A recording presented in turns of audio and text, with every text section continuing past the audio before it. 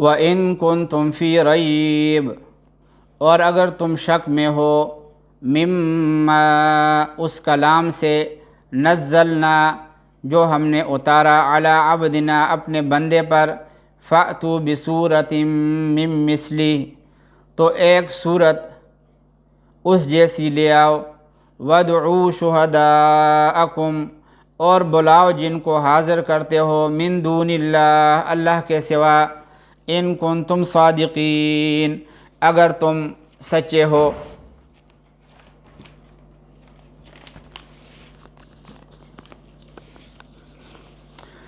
وَإِن كُنتُم فِي رَيْبٍ، اور اگر تم اس قرآن کے بارے میں ذرا بھی شک میں ہو، نزلنا علی عبدنا جو ہم نے اپنے بندے محمد مصطفیٰ صلی اللہ علیہ وسلم پر اتارا ہے، فأتوا بسورۃ من مثلہ، تو اس جیسی کوئی ایک صورت ہی بنا لاؤ، وادعوا شہداءکم، اور اپنے تمام مددگاروں کو بلاؤ، من دون اللہ جو اللہ کے سوا ہیں، ان کنتم صادقین اگر تم سچے ہو، فإن لم تفعلوا، پھر بھی اگر تم یہ کام نہ کر سکو، ولن تفعلوا، اور یقیناً کبھی نہیں کر سکو گے، فاتقوا النار التی، تو ڈرو اس آگ سے، التی وقودها الناس، کہ جس کا ایندھن انسان ہوں گے، والحجارہ، اور پتھر ہوں گے، اعدت للکافرین، وہ کافروں کے لیے تیار کی گئی ہے۔ یہ جو کفار تھے وہ نبی کریم صلی اللہ علیہ وسلم کے رسالت کو بھی نہیں مانتے تھے، اور اس کے ساتھ ساتھ قرآن کے بارے میں وہ یہ کہتے تھے کہ یہ نبی کریم صلی اللہ علیہ وسلم نے اپنی طرف سے یہ کلام بنایا ہے، یہ اللہ تعالیٰ کا کلام نہیں ہے۔ اللہ تعالیٰ نے ان کو یہاں پہ ایک زبردست چیلنج دیا ہے کہ اگر ایسا کوئی انسان کلام بنا سکتا ہے تو تم میں بڑے فصیح اور بلیغ لوگ موجود ہیں، ان سب کی ایک کانفرنس بلا لو، ان کی ایک میٹنگ بلا لو، اور سب مل کر قرآن جیسی کوئی ایک صورت بنا کر لے آؤ۔ تو اس جیسی کوئی صورت بنانے سے وہ عاجز آ گئے، کوئی ایک صورت بھی وہ نہیں لا سکے۔ تو یہ چیلنج جو ہے ہمارے استاذ حضرت شیخ الاسلام مفتی محمد تقی عثمانی صاحب حفظہ اللہ فرماتے ہیں کہ واقعہ یہی ہے کہ اہل عرب جو اپنی زبان و ادب پر ناز کرتے تھے، ان سب کو اس چیلنج کے بعد سانپ سونگھ گیا، اور کوئی شخص یہ چیلنج قبول کرنے کے لیے آگے نہیں بڑھا۔ بڑے بڑے شاعروں اور ادیبوں نے اس خدائی کلام کے آگے گھٹنے ٹیک دیے، اور اس طریقے سے نبی کریم صلی اللہ علیہ وسلم کی رسالت اور قرآن کریم کی سچائی روز روشن کی طرح ثابت اور واضح ہو گئی۔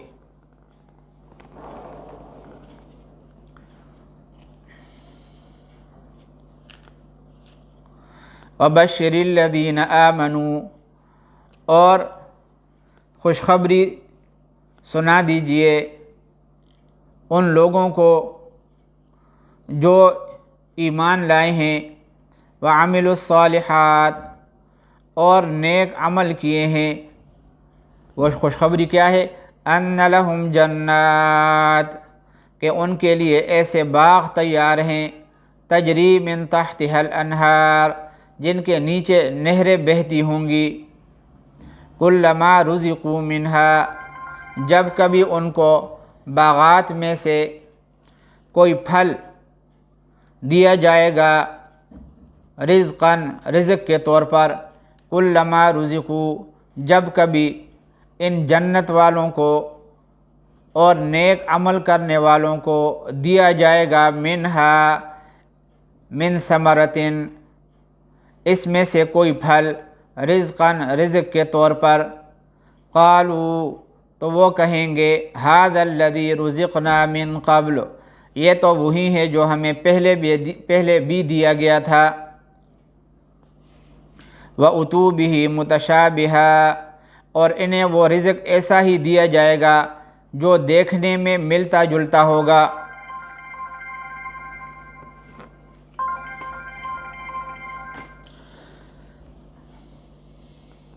اس کا ایک مطلب جو ہے وہ مفسرین نے یہ بیان کیا ہے کہ اہل جنت کو جو جنت کے پھل دیے جائیں گے وہ وقفے سے ایسے پھل دیے جائیں گے جو دیکھنے میں بالکل ایک جیسے معلوم ہوں گے، بالکل ملتے جلتے لگ رہے ہوں گے، لیکن لذت اور ذائقے میں ہر پھل نیا ہوگا۔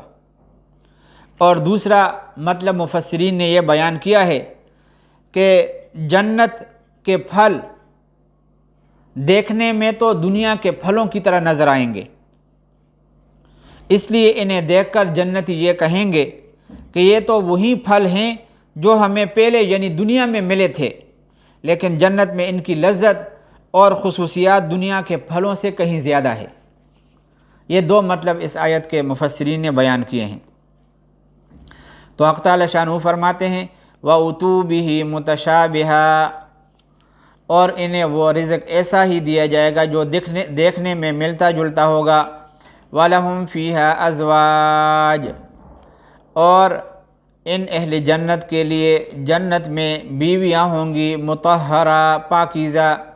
وَهُمْ فِيهَا، اور وہ اہل جنت ان باغات میں خالدون، ہمیشہ ہمیشہ رہیں گے۔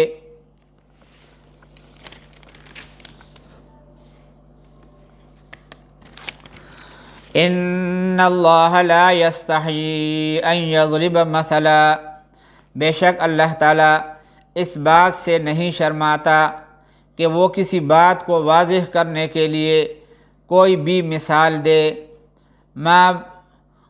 مثلا کوئی بھی مثال دے، بعوضۃ فما فوقها، چاہے وہ مچھر جیسی معمولی چیز کی ہو۔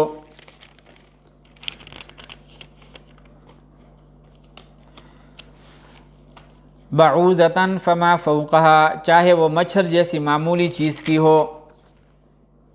فَأَمَّا الَّذِينَ آمَنُوا، یا کسی ایسی چیز کی جو مچھر سے بھی زیادہ معمولی ہو۔ فَأَمَّا الَّذِينَ آمَنُوا، جو لوگ مومن ہیں، فَيَعْلَمُونَ، وہ خوب جانتے ہیں، أَنَّهُ الْحَقُّ، کہ یہ مثال ایک حق بات ہے، مِن رَبِّهِمْ، جو ان کے پروردگار کی طرف سے آئی ہے۔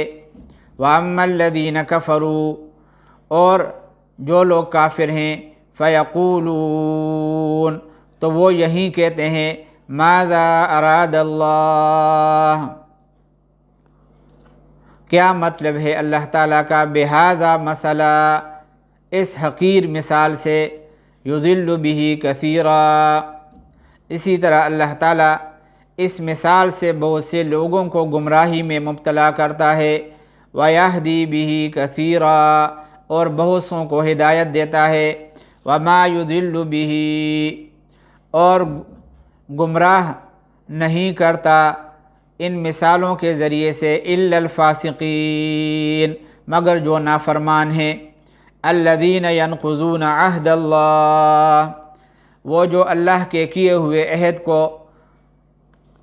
پختہ کرنے کے بعد، الَّذِينَ يَنْقُضُونَ عَهْدَ اللَّهِ، جو توڑ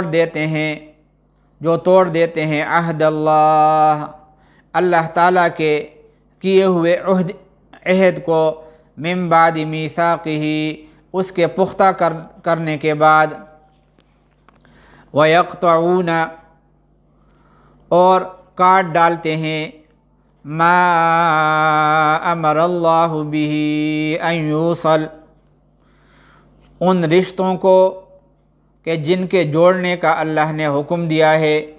وَيُفْسِدُونَ فِي الْأَرْضِ، اور زمین میں فساد مچاتے ہیں۔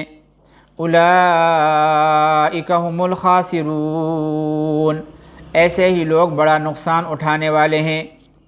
کیف تکفرون باللہ، یہ تو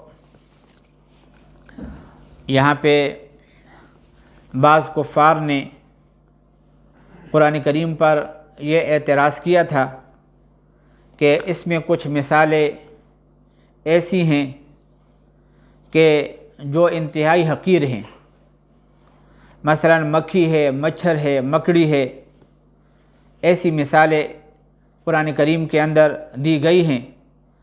اگر یہ واقعی اللہ کا کلام ہوتا تو یہ حقیر مثالیں اس کے اندر ذکر نہ ہوتی۔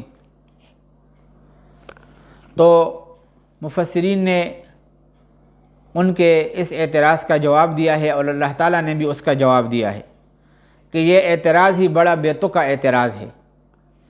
مثال ہمیشہ مضمون کی مناسبت سے دی جاتی ہے۔ اگر کسی حقیر اور ذلیل چیز کی مثال دینی ہو تو ایسی ہی کسی چیز سے دی جائے گی جو حقیر اور ذلیل ہو۔ یہ کسی کلام کا عیب تو کیا ہوتا، اس کی فصاحت و بلاغت کی دلیل ہے، مگر یہ بات انہی کی سمجھ میں آتی ہے جو صحیح حق کے طلب کرنے والے ہوں اور حق پر ایمان لا چکے ہوں۔ لیکن جنہوں نے کفر کی قسم کھا رکھی ہے تو انہیں ہر بات پر اعتراض ہی ان کا شیوہ ہوتا ہے، اور وہ بے تکی قسم کی باتیں کرتے رہتے ہیں۔ تو اللہ تبارک و تعالیٰ نے فرما دیا کہ یہ جو مثال بیان کی مچھر کی یا مکھی کی یا مکڑی کی، اس کے بیان کرنے سے یہ بات سمجھ لینی چاہیے کہ یہ اللہ ہی کا کلام ہے، کسی مخلوق کا کلام یہ نہیں ہو سکتا۔ جو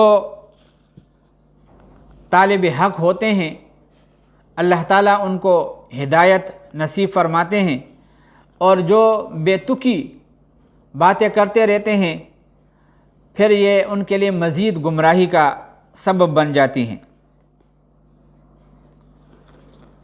آگے جو اللہ تعالیٰ فرما رہے ہیں کہ اللہ تعالیٰ گمراہ نہیں کرتا مگر نافرمانوں کو، اور پھر دوسری آیت میں فرماتا ہے کہ یہ نافرمان وہ لوگ ہیں جو اللہ کے عہد کو پختہ کرنے کے بعد توڑتے ہیں۔ اب یہ عہد کیا ہے؟ تو اکثر مفسرین فرماتے ہیں کہ عالم ارواح کے اندر تمام کائنات کے انسانوں کے سامنے جب اللہ تبارک و تعالیٰ نے یہ کہا کہ الست بربکم، کیا میں تمہارا پروردگار نہیں ہوں؟ تو سب نے کہا کہ قالوا بلا شہدنا، تو سب نے وہی کہا کہ آپ ہی پیدا کرنے والے ہیں۔ تو پروردگار ہونے کا اقرار کر کے یہ عہد کیا تھا کہ وہ اللہ تعالیٰ کی اطاعت کریں گے۔ پھر اس آیت میں عہد کو پختہ کرنے سے مراد یہی ہے کہ ہر دور میں اللہ تعالیٰ کے رسول آتے رہے جو اس عہد کو یاد دلا کر اللہ تعالیٰ کے خالق اور مالک ہونے پر دلائل بھی قائم کرتے رہے۔